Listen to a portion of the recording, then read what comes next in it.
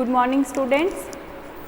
हमारा जो लेक्चर है वो चल रहा था गवर्नमेंट पॉलिसीज़ के रिलेटेड। हमारा जो लेक्चर हमने कल शुरू किया था उससे रिलेटेड हमने कल पॉलिसीज़ के बारे में चर्चा की थी। गवर्नमेंट की कौन कौन सी पॉलिसी शुरू की गई है एंटरप्रेन्योरशिप के डेवलपमेंट के लिए। आज हम उसी से रिलेटेड जो आगे प्रोग्राम्स हैं उनके बारे में बात करेंगे कि कौन कौन से प्रोग्राम्स गवर्नमेंट के द्वारा चलाए गए थे उद्यमिता के विकास के लिए।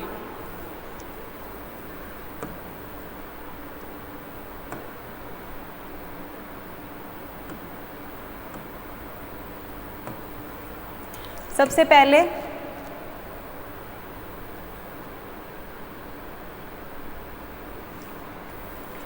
गवर्नमेंट की कौन कौन सी स्कीम्स हैं, इंसेंटिव्स है प्रमोशन ऑफ एंटरप्रेन्योरशिप के लिए, उद्यमिता के विकास के लिए गवर्नमेंट ने ऐसी कौन कौन सी स्कीम्स चलाई हैं, कौन से ऐसे प्रोग्राम शुरू किए हैं जिससे जो एंटरप्रेन्योर अपना बिजनेस शुरू करना चाहता है, कोई नया एंटरप्राइज उद्यम को शुरू करना चाहता है तो उस समय उसको कहाँ से असिस्टेंस मतलब उसको हेल्प मिल सकती है, फाइनेंशियली हो या फिर किसी भी तरह की उसको सब्सिडी मिल रही हो, तो इस तरीके से उसको कैसे सहायता की जा सकती है जब कोई नया व्यापार नया उद्यम शुरू करना चाहता है उस समय। तो इन सब के लिए गवर्नमेंट ने बहुत सारी स्कीम्स जो हैं इंट्रोड्यूस की थी जिनके बारे में हम आज डिस्कशन करेंगे।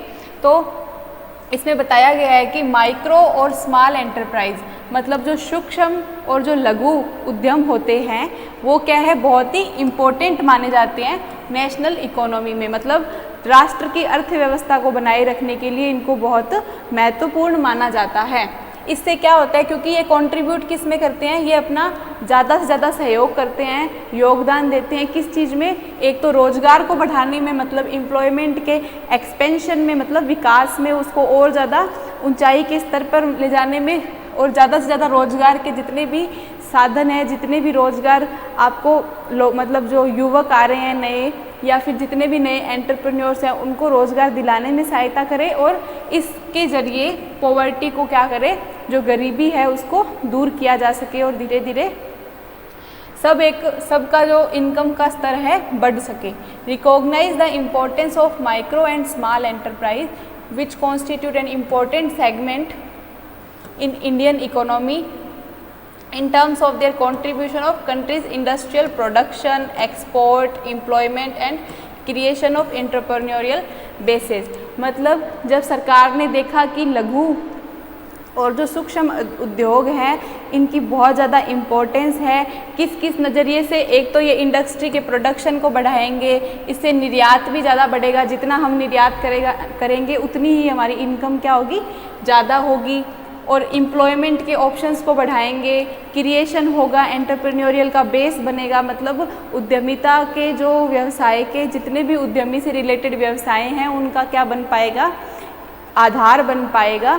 तो ये सबको देखते हुए जो सेंट्रल और स्टेट गवर्नमेंट है उन्होंने क्या किया, बहुत सारी स्कीम्स को प्रमोट किया, नई नई स्कीम्स को इंट्रोड्यूस किया जिसके ज़रिए उद्यमिता के विकास को और ज़्यादा अच्छा किया जा सके। इसमें ये कुछ स्कीम्स बताई गई हैं जिनके बारे में हम आज चर्चा करेंगे।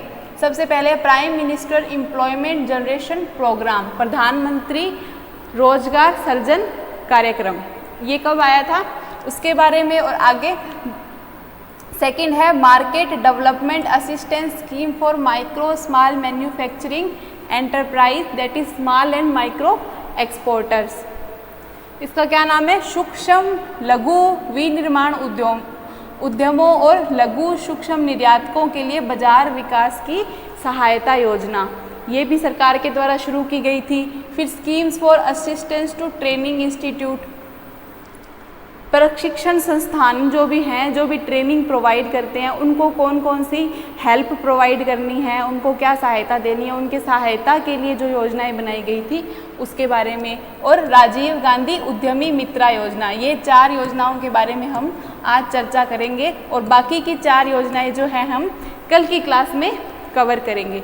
तो सबसे पहले हम जानते हैं कि prime minister employment generation programme के बारे में, प्रधानमंत्री रोजगार सृजन कार्यक्रम।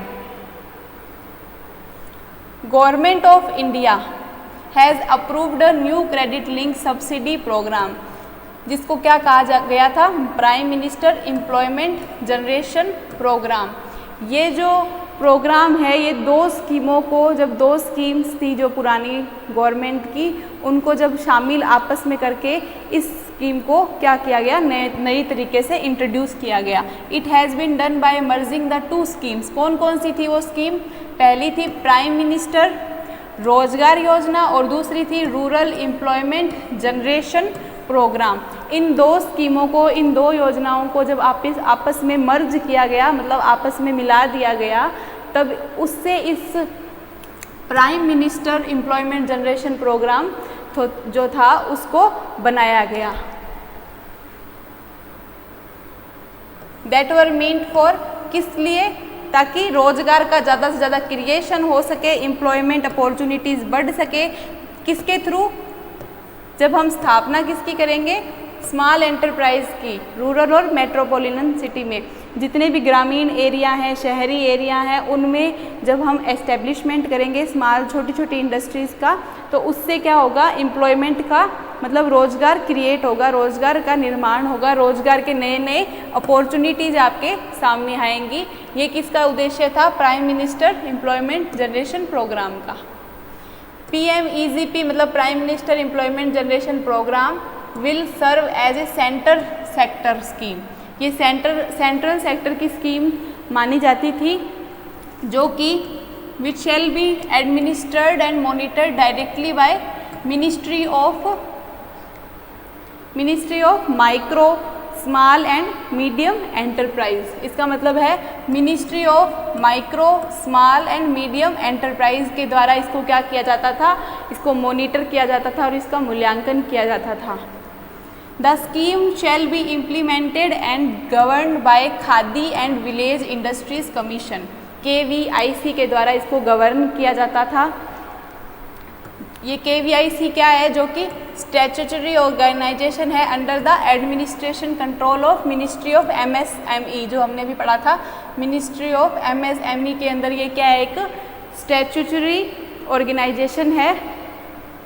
The single nodal agency at the national level. National level पर ये क्या है? एक अकेली नोडल एजेंसी है। Whereas at the state level, state level पर इसको कौन संभालता था? वो तो उन्होंने बता दिया कि नेशनल लेवल पर तो इसको KVIC के द्वारा नियंत्रित किया जाता था, और स्टेट लेवल पे स्टेट KVIC थी। नेशनल लेवल पर नेशनल KVIC और स्टेट लेवल पर स्टेट KVIC, या फिर उसके डायरेक्टरेट्स स्टेट KVIC के जो बोर्ड है, मतलब KVIB, khadi and village industry boards जो थे उनके द्वारा, या फिर डिस्ट्रिक्ट इंडस्ट्री सेंटर्स के द्वारा इसको क्या किया जाता था? कंट्रोल किया जाता था, रेगुलेट किया जाता था। उससे रिलेटेड जितने भी बैंक है will implement the scheme at state level. The government subsidy under the scheme will be routed by KVC through the recognization of bank to the entrepreneurs in bank account. मतलब जो जितनी भी subsidy मिलती थी उनको bank के through या government के थ्रू, तो उनमें क्या किया जाता था? KVIC उसको क्या करती थी? डिसाइड करती थी, उसके रेगुलेशंस के अंडर इसका कार्यान्वयन किया जाता था। ऑब्जेक्टिव क्या है इस स्कीम के? तो पहला है, chief objective of the scheme is to produce more and more employment opportunity. ज़्यादा से ज़्यादा अर्बन और रूरल एरियाज़ में क्या है? रोजगार के ऑप्शंस, जितने भी विकल्प हैं, जितनी भी अपॉर्चुनिटीज़ है, अवसर हैं, उनको ज़्यादा से ज़्यादा बढ़ाना। For this purpose setting up of a new self employment venture या प्रोजेक्ट या माइक्रो एंटरप्राइज शैल ऑल्सो भी डन। जितने भी स्वयं के रोजगार के जितने भी साधन थे, जितनी भी अपॉर्चुनिटीज़ थी, नए नए प्रोग्राम, नए प्रोजेक्ट्स या नए जो भी वोकेशनल जॉब्स थी, उनको क्या करना? इंट्रोड्यूस करना।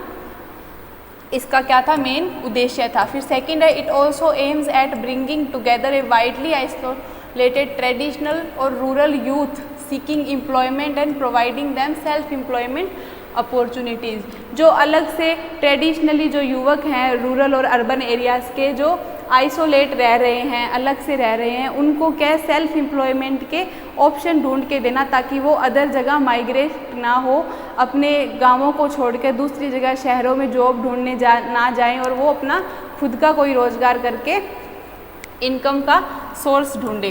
तो ऐसे लोगों को ढूंढकर उनको एम्प्लॉयमेंट प्रोवाइड करना। Through this scheme the government wishes to provide a sustainable employment on a large segment. जो कि अनएम्प्लॉयड यूथ है उनको हेल्प करना। इसका भी मेन मतलब यही है कि यूथ जो है उनको क्या करना, सस्टेनेबल एम्प्लॉयमेंट देना, ताकि उनको क्या रोज़गार के निरंतर साधन मिलते रहें और वो एक सस्टेनेबल लेवल पर क्या कर सके, अपना इनकम का जो उनको सोर्स मिलता रहे और इनकम उनकी होती रहे। It is also an attempt to increase the earning capability of rural and, और इससे क्या होगा, उनको इनकम जब मिलेगी, उनको पर्याप्त जो है रोज़गार के अवसर मिलेंगे, तो उनकी जो अर्निंग कैपेबिलिटी है, मतलब कमाने की क्षमता है, वो एक स्थिर रूप में बनी रहेगी और उनको कोई प्रॉब्लम नहीं आएगी। अब है conditions of eligibility for beneficiaries. जो इसके अंदर आ सकते हैं उनके लिए कौन कौन सा एलिजिबिलिटी का क्राइटेरिया है जो उनको पूरा करना पड़ेगा। तो उनकी उम्र जो है 18 साल से ऊपर होनी चाहिए। कोई लिमिट नहीं होती है इनकम की for setting up project under, मतलब इनकम की कोई लिमिट नहीं है PMEGP के अंडर। फिर है beneficiary should have studied at least 8th class तक उसको पढ़ा होना चाहिए। और ऐसे प्रोजेक्ट जो अगर वो स्थापित कर रहे हैं, तो अगर मैन्युफैक्चरिंग उसमें कर रहे हैं तो 10 लाख से ज़्यादा नहीं होगा, उसमें कॉस्ट नहीं होनी चाहिए। और अगर बिजनेस के अंडर है तो 5 लाख से ज़्यादा कॉस्ट नहीं होनी चाहिए। जो उनको हेल्प मिलेगी अंडर इस स्कीम के अंडर जो हेल्प मिलेगी, न्यू प्रोजेक्ट्स जो होंगे PMEGP के अंडर, उन्हीं के अंतर्गत इनको क्या मिलेगी, असिस्टेंस, मतलब कोई भी प्रकार की हेल्प उन्हें मिलेगी। Self help groups along with those belonging to BPL से जो बिलोंग करते हैं या जो सेल्फ हेल्प ग्रुप के जो मेंबर्स हैं, उनको भी क्या है स्कीम के अंडर काउंट किया गया है कि इनको भी हेल्प मिलेगी PMGP के अंडर। फिर है institution should have be registered under society registration act है, उसके अंदर उनको रजिस्ट्रेशन करवाना पड़ता है अपने लिटरेसी, साइंटिफिक या जो भी कोऑपरेटिव चैरिटेबल सोसाइटीज़ है, उस एक्ट के अंदर इनको रजिस्ट्रेशन कराना जरूरी है। Production of cooperative societies and charitable trust should also be eligible. जो चैरिटेबल ट्रस्ट है उनको भी इसके अंदर बेनिफिट मिलता है PMEGP के अंडर, और जो भी कोऑपरेटिव सोसाइटीज़ है वो भी इसके लिए अप्लाई कर सकती है, मतलब वो भी इसके अंडर असिस्टेंस लेने में, हेल्प लेने में क्या है, एलिजिबल है। अब सेकंड है market development assistance scheme for micro small and manufacturing enterprise, small and micro exporter. सूक्ष्म लघु विनिर्माण उद्योगों या फिर लघु और सूक्ष्म निर्यातकों के लिए जो बाजार विकास की सहायता योजना है वो क्या है, उसके बारे में ये स्कीम जो है वो ऑफर करती है फाइनेंशियल सपोर्ट, मतलब ये आपको फाइनेंशियली हेल्प करेगी, आपको वित्तीय व्यवस्था करके देगी, आपका जो भी राशि है वो आपको प्रोवाइड करेगी हेल्प के लिए। By manufacturing small and micro enterprise in international trade fair में या फिर कोई एग्जीबिशन लगा रहे हो उसमें, जो कि MSME मतलब micro small and medium enterprise के अंदर आती है, उनसे रिलेटेड आपको असिस्टेंस प्रोवाइड करेगी।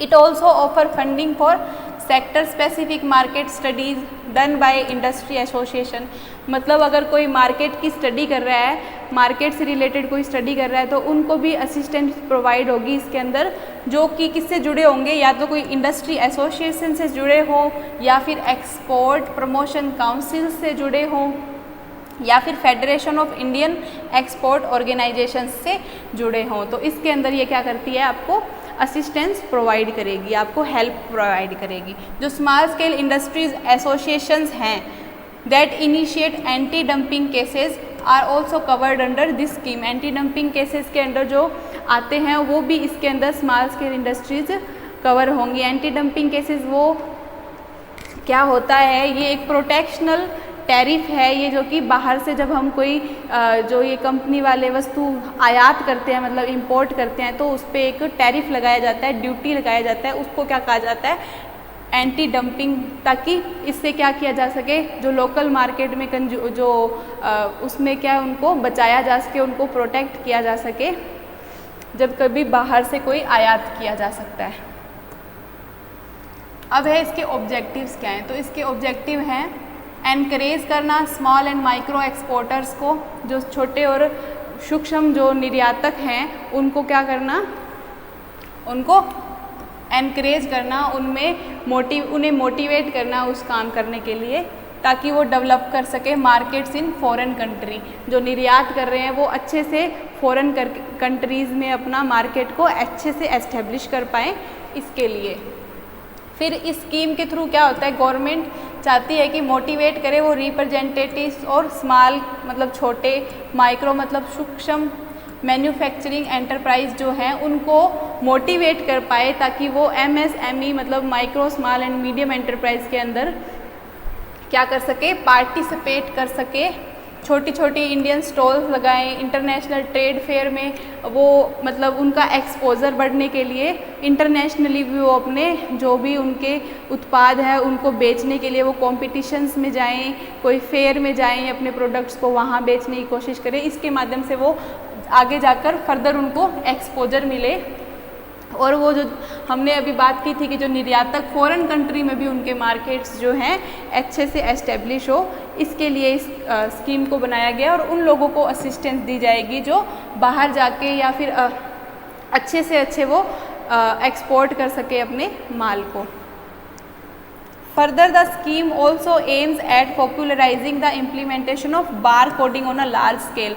बारकोड आपने देखा होगा, प्रोडक्ट्स में ऐसे ऐसे बने होते हैं जिसमें कोड दिए होते हैं अलग अलग, तो उनके सबके अपने अपने मीनिंग होते हैं कि ये सेंटर कोड है, ये मैन्युफैक्चरिंग कोड है। तो ये बारकोड का क्या है, इसका अच्छे से लार्ज स्केल पर इम्प्लीमेंटेशन हो सके उसके बारे में भी बताया गया है। थर्ड स्कीम है scheme for assistance to training institution, मतलब जो भी ट्रेनिंग इंस्टीट्यूशन है उनको भी जो सहायता प्रदान करनी होती है उनके लिए कौन सी स्कीम चलाई गई थी उसके बारे में। तो the scheme provides financial assistance to establish new institution and to strengthen the infrastructure of the existing EDI। EDI क्या है, एंटरप्रेन्योरशिप डेवलपमेंट इंडस्ट्रीज जो हैं उनके बारे में बताया गया है कि फाइनेंशियल असिस्टेंस ये किसको देती है, जो नए नए इंस्टीट्यूशन खुलेंगे EDI के अंडर, और उनको क्या करना, इंफ्रास्ट्रक्चर को और ज़्यादा मजबूत करने के लिए, जो एंटरप्रेन्योरशिप के डेवलपमेंट की जो भी इंडस्ट्रीज़ है उनके इंफ्रास्ट्रक्चर को और मजबूत बनाने के लिए उनको फाइनेंशियल क्या देना, हेल्प देना। इसका ऑब्जेक्टिव क्या है इस स्कीम का, डेवलपमेंट ऑफ लोकल एंटरप्रेन्योरशिप, जो मतलब लोकल लेवल पे जितने भी नए नए एंटरप्रेन्योर्स हैं जो उद्यमी हैं उनको क्या करना, सपोर्ट करना, उनको फाइनेंशियली हेल्प करना, ताकि नए माइक्रो मतलब सूक्ष्म और स्मॉल एंटरप्राइजेस को क्या कर सके, वो अपना क्रिएट हो सके, उनके थ्रू जो छोटे छोटे लघु उद्योग होते हैं उनको ओपन करके सेल्फ एम्प्लॉयमेंट मतलब स्वरोजगार को प्रोत्साहित किया जा सके रूरल और अर्बन एरियाज़ में।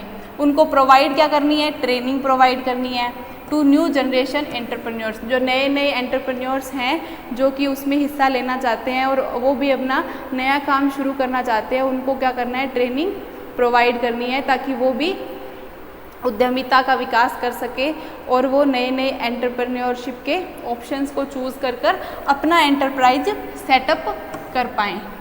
The assistance shall be in the form of capital grant specifically for development of infrastructure। अपना वो जो नया बिजनेस खड़ा करने के लिए उसका पूरा इंफ्रास्ट्रक्चर डेवलप करने के लिए उनको क्या असिस्टेंस दी जाती है, ताकि वो अपना नया एंटरप्राइज शुरू करके उसको अच्छे से स्थापित कर पाएँ। तो उनको कैपिटल के फॉर्म में मतलब उनको पूंजी देकर, उनको लोन प्रोवाइड करके या उनको सब्सिडी पर कोई नए नए ऑप्शंस देकर उनसे नया एंटरप्राइज एस्टेब्लिश कराने में क्या की जाती है, हेल्प की जाती है। लास्ट है राजीव गांधी उद्यमी मित्रा योजना। उद्यमी मतलब entrepreneur. The union micro small and medium enterprise, सूक्ष्म लघु और जो मीडियम एंड मध्यम उद्यम होते हैं, ministry launch the Rajiv Gandhi Udyami Mitra योजना। इन्होंने ये RGUMY योजना को शुरू किया था असिस्टेंस देने के लिए नए नए उद्यमियों को in the north eastern region में हेल्प देने के लिए, उनको फाइनेंशियली हेल्प देने के लिए इसको शुरू किया गया था। Beneficiaries from north eastern region, या तो वो नॉर्थ ईस्टर्न रीजन के हो या फिर बिलोंग करते हो किसी SC ST फिजिकली हैंडीकैप या फिर वुमेन कैटेगरी हो, will not have to contribute for the establishment of service enterprise of micro manufacturing enterprise under the scheme. उनको खुद से कुछ कंट्रीब्यूट नहीं करना पड़ेगा, सरकार उनके लिए कंट्रीब्यूट करेगी। The scheme aims to provide assistance to entrepreneur through leading agency के थ्रू इनको क्या है, जो भी एंटरप्रेन्योरशिप में लीडिंग एजेंसी है उनके थ्रू इनको फाइनेंशियल या फिर सपोर्ट मिलेगा जिससे अपना एंटरप्राइज डेवलप कर पाएँ वो।